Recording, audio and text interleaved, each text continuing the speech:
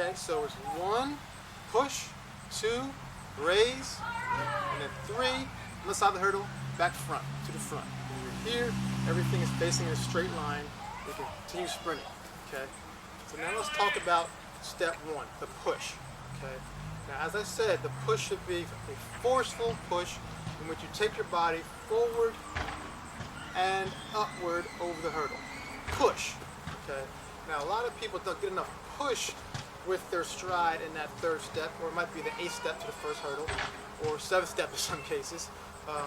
But the thing about that third stride is, or that last stride into the hurdle, is you want it to be shorter than the previous stride. Just like a long jumper wants to kind of take that last stride, make it shorter so they can elevate. We want to make that last stride shorter so we can make that drive, that push forward and upward over the bar. Okay. If we don't get enough push off the trail leg, what's going to happen is we're going to have to extend the lead leg further than we want to.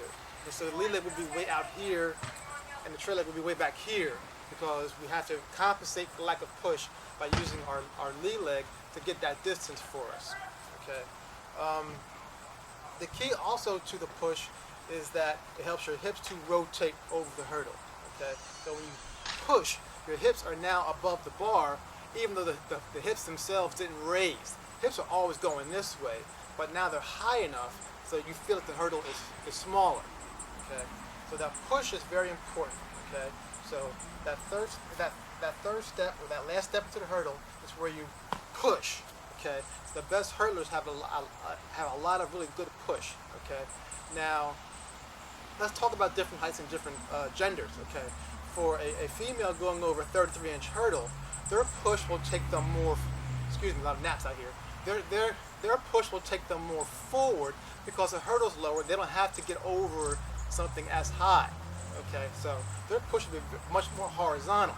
Okay, for a guy going over a 42-inch hurdle or 39 in high school, but especially a 42-inch hurdle, your push has to be very much have a vertical element to it and the forward element, because if it's only vertical, you'll float. But if it's not enough vertical, you're going to smash the hurdle with your lead leg foot. Okay, so you got to really find that proper balance. If you're like 5'9", 5'10", going over a 42-inch hurdle, you have to get a lot of upward push and a lot of forward momentum so you can get over the hurdle and keep sprinting. It's very difficult for smaller guys in that sense. Okay, but for girls, you don't want to worry about getting a lot of elevation. You want to get up and down. Okay, just push enough that you get high enough, you can keep rolling.